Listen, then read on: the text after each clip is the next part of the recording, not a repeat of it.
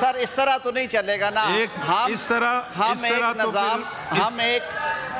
آپ چیک کر لیں کہ جب سے اجلاس شروع ہے ہم نے اپوزیشن کو کتنا ٹائم دیا ہے. آپ یہ کہیں جی انہیں کہیں. جب ہم کریڈٹ کالج میں تھے 8ویں میں تو ہمیں یہ پتہ چلا کہ پاکستان پیپلز پارٹی نے وہاں کی منتخب حکومت خیبر پختونخوا کی اور بلوچستان کی حکومتوں کو برطرف کر دیا اور وہاں پہ ملٹری آپریشن کیا گیا.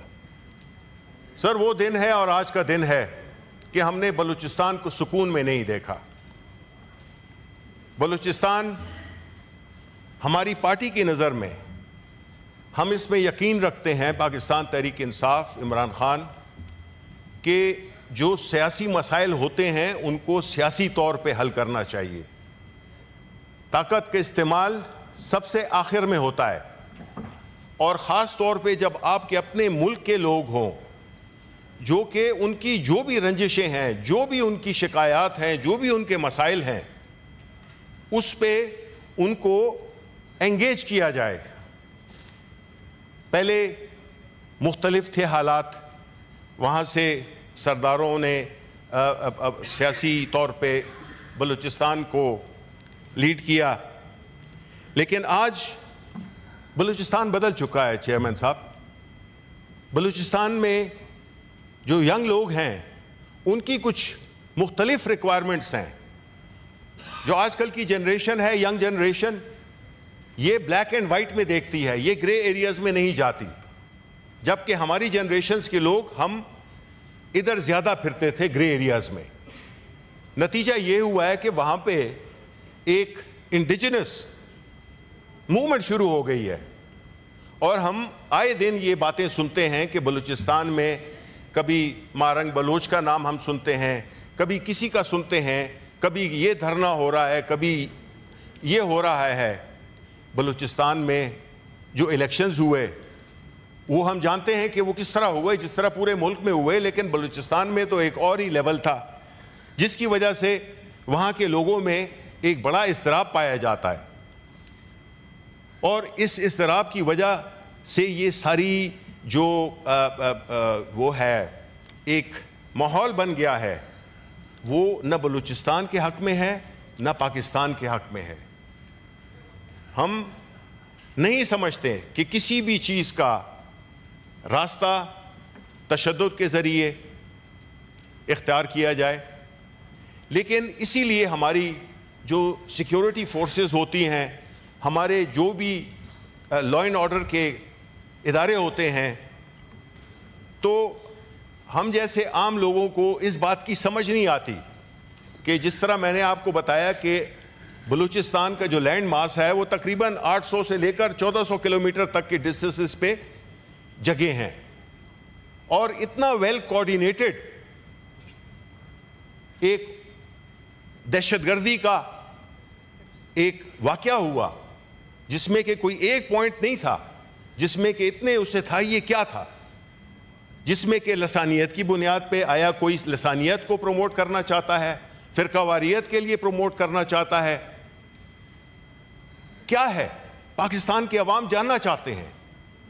لیکن صرف یہ نہیں ہے, اگر آپ پنجاب میں بھی دیکھ لیں تو وہاں کی پولیس جو کہ برسر پیکار رہی ہے پچھلے 1.5 سال میں, پاکستان تحریک انصاف کے ورکروں کو, لیڈروں کو اٹھانے میں ان کے گھروں میں گئے ہیں, ان کی خواتین کو بے عزت کیا ہے, ہر طرح کا ظلم ڈھایا ہے.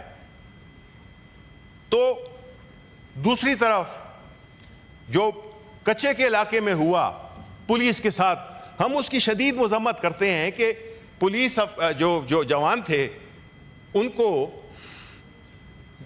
لائک اے سٹنگ ڈک ان کو مار دیا گیا, اور جو آئی جی پولیس ہیں وہ ایک شخص کی برآمدگی پہ وہ بھی پتہ نہیں مختلف باتیں ہو رہی ہیں, وہ مبارکباد اور وہ لے رہے ہیں, کریڈٹ لے رہے ہیں. آیا آئی جی صاحب ہمیں یہ بتانا چاہیں گے کہ عام لوگوں پہ تو آپ ان کے گھروں میں بھی جا سکتے ہیں, ان پہ آپ ظلم بھی کر سکتے ہیں, آپ کو پکڑ سکتے ہیں, ان کو بے عزت کر سکتے ہیں, لیکن جس مقصد کے لیے آپ کو بنایا گیا ہے, اور وہ ہے کہ آپ نے چوروں ڈاکوؤں سے آپ نے اپنے عام عوام کو بچانا ہے, وہ ان کے ہاتھوں میں, ان سے تو انہوں نے مقابلہ کیا نہیں, یا وہ 20-21 لوگ قیمتی جانیں ضائع ہو گئیں. تو آپ آیا پروفیشنلی تیار نہیں تھے, یا آسان ہے مجھ جیسے لوگوں کو یا عام پاکستانیوں کو گھروں میں سے اٹھا لینا, اٹیک کر دینا, گھروں میں گھس جانا, یہ تو آسان ہے, یہ تو سافٹ لوگ ہیں, سافٹ کے لیے آپ تیاری ہیں, لیکن جو ایکچولی ہارڈ کور جو کہ آپ کی ڈیوٹی بنتی ہے وہ آپ نہیں کرتے. یہ بھی کسی کے بیٹے, کسی کے بچے تھے جو پولیس میں کے ہوئے. تو اس کا مطلب یہ ہے کہ یہ صرف بلوچستان میں اس قسم کا انٹیلیجنس فیلور آپ کہیں گے کہ اتنی بڑی لیول پہ ایک آپریشن ہوا ہے یا جو بھی اٹیک ہوا ہے اس کا کسی کو پتہ ہی نہیں چلا, یہ کیسے ہو گیا؟ یہ ہم کیسے مان لیں؟ ہمیں بتایا جائے. انٹیریئر منسٹر یا جو ہیں اپنے فارن منسٹر صاحب تو یہاں پہ بیٹھے ہوئے ہیں, وہ ہمیں بتائیں کہ یہ کیا ہو رہا ہے ملک میں. لا اینڈ آرڈر کی سچویشن اتنی بدتر ہو گئی ہے کہ جس میں کوئی بھی شہری اپنے آپ کو محفوظ نہیں سمجھتا.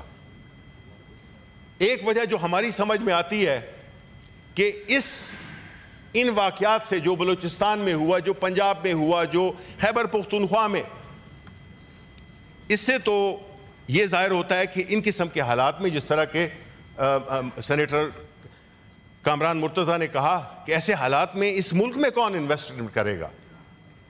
لیڈر آف دا ہاؤس یہ بہتر طور پہ جانتے ہیں کہ اکنامک پراسپیرٹی کے لیے, اکنامک سٹیبلٹی کے لیے کیا وہ ماحول چاہیے ہوتا ہے, وہ کیا ایکو سسٹم کیا ہے. بیٹھے ہوئے ہیں ہمارے فائنانس منسٹر بھی. اب پہلے تو میں ان کے ساتھ ہمدردی کرتا ہوں کہ وہ ایسے دور میں آئے جس میں کہ ایک ایسی حکومت کا حصہ بنے جو کہ لیجیمیسی سے سٹرگل کر رہی ہے. جس طریقے سے یہ حکومت بنائی گئی ہے ان میں لیجیٹیمیسی نہیں ہے, اور یہ اللہ کا قانون ہے کہ ہر چیز کے لیے ایک طریقہ کار رکھا ہوا ہے. جن لوگوں کو, جن حکومتوں کو عوام کی سپورٹ حاصل نہیں ہوتی ہے وہ اکنامک 1000 سٹیپس لے لیں وہ کامیاب نہیں ہوگی. اور ہمارے فائنانس منسٹر کا کام کیا ہے؟ یہ نہیں کہ اپنے اورنگزیب صاحب, میں ان کو ذاتی طور پہ جانتا ہوں, انتہائی نفیس اور انتہائی کمپیٹنٹ آدمی ہے, بڑی زبردست بینکنگ کر رہے تھے. پتہ نہیں ان کو مجھ سے مشورہ کیا ہوتا تو میں ان کو مشورہ نہ دیتا کہ وہ سیاست میں آئیں. اب آئی گئے ہیں تو پھر ان کو یہ بھی سوچنا ہوگا کہ بینکر اکانومسٹ نہیں ہوتا. میں خود بینکر رہ چکا ہوں. بینکر ہمارے فائنانس منسٹر صاحبان جو کہ ہماری حکومت میں بھی بینکر تھے, پچھلی حکومتوں میں بھی بینکر تھے, ابھی بھی بینکر ہیں. آپ مجھے بتائیں کہ کیا فائنانس منسٹر جب سے یہ آئے ہیں انہوں نے صرف قرضے مانگے ہیں؟ انہوں نے صرف قرضوں کو ری شیڈیول کیا ہے. یہ چاہے چائنا گئے ہیں, کہیں پہ بھی گئے ہیں, ابھی بھی جا رہے ہیں, مڈل ایسٹ جا رہے ہیں قرضہ مانگنے کے لیے.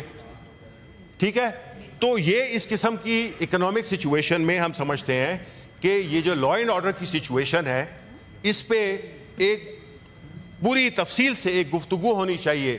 اور ہماری ریکویسٹ یہ بھی ہے کہ جو پریزیڈنشل سپیچ ہے اس کو اب ختم کریں, بہت ہو گیا ہے, کیونکہ اس کی وجہ سے ہم کئی اپنے پارلیمنٹری ٹولز لا نہیں سکتے ہیں جس میں ایڈجرمنٹ موشن شامل ہے کہ اس پہ سیر حاصل گفتگو ہو سکے. ادھر سارے بیٹھے ہوئے ہیں پاکستانی ہیں, ہم کسی کو کوئی نہ اس قابل ہیں اور نہ ہم اپنے آپ کو مجاز سمجھتے ہیں کہ ہم کہیں یہ غدار ہے اور یہ پاکستانی ہے. سارے پاکستانی ہیں. ہم چاہیں گے کہ اس ہاؤس میں پوری بحث ہو کہ جو یہ لا اینڈ آرڈر کی سچویشن ہے اس کو کس طرح سے کنٹین کیا جائے, بیکاز اس کا ڈائریکٹ ریلیشن شپ ہے ہماری اکنامک ڈیفیکلٹیز میں. تو کہ یہ ملک ہمارا ہے اور اس میں ایک ملک کی سب سے بڑی سیاسی جماعت, اس کو کارنر کرنے کے چکر میں قوانین بھی آ رہے ہیں, آئیں گے بھی سختی کی جا رہی ہے، اس سے ملک آگے نہیں جائے گا، اس سے ملک صرف پیچھے جائے گا اور پاکستان کے غریب عوام ان کی حالت زار نہیں بدلے گی، بد سے بدتر ہو گئی ہے۔ تو اس پہ میرے باقی کولیگز بھی، میں چاہوں گا کہ سب کو، چاہے وہ اپوزیشن سائیڈ ہو یا ٹریجری سائیڈ ہو، بلوچستان کے ایشو پہ ہمیں گفتگو کرنی ہے، کیونکہ یہ ہمارے ملک کا ایک بہت ہی اہم حصہ ہے۔ شکریہ۔ جی میں اگر ایک چنار ڈسپینس کر دیا جائے، تھوڑا سا سر میں عرض کرتا ہوں، تھوڑا سا بزنس ہے 15 منٹ میں وہ ہو جائے گا۔ میں صرف آپ کی اطلاع کے لیے عرض کر دوں کہ کل نیشنل اسمبلی میں اس پہ سیر حاصل گفتگو ہوئی ہے اور کافی لمبا اجلاس چلا تھا۔ میری صرف یہ استدعا ہوگی کہ جو لیجسلیٹو یا دوسرا بزنس 15 منٹ کا بزنس ہے، کویسچن آر سسپینڈ کر دیں اور بزنس کر کے اس کے بعد آرام سے اس پہ بات ہونی چاہیے۔ لیڈر آف ہاؤس بھی بیٹھے ہیں، لیڈر آف اپوزیشن ہیں، ہم سارے ہیں، تو 10 منٹ سر، صرف 10 منٹ کا بزنس، اس سے زیادہ نہیں ہے۔ 10-15 منٹ اس کو کرنے دو، اس کے بعد گھنٹہ 1.5 گھنٹہ۔ میں سر یہی عرض کر رہا ہوں کہ اگر ہم کویسچن نہیں جائیں گے، نہیں سر، یہ معاملہ جناب چیئرمین، یہ معاملہ ہمارے لیے بھی اتنا امپورٹنٹ ہے۔ میں نے جیسے کل عرض کیا، سر میں ایک سیکنڈ صرف، سر میں آپ کی طرف کل قومی اسمبلی میں آپ لوگ ٹی وی پہ دیکھ رہے تھے، کل طویل ترین سیشن ہوا ہے، رات 10 بجے سے زیادہ گئی ہے قومی اسمبلی اور لوگ بیٹھے رہے ہیں۔ میری صرف یہ استدعا ہوگی کہ آپ کویسچن آر، کیونکہ آدھا گھنٹے سے زیادہ تو ہم نے لے لیا یہاں پہ، کویسچن آر کو ڈسپینس کر دیا جائے، ہاؤس کی سینس لے لیں اگر سارے دوستوں کو ہو۔ جی سر سوال ہی نہیں پیدا ہوتا سر۔ نہیں سر، نہیں، حکومت کا نہیں تھا سر، وہ کنفیوژن ہو گئی۔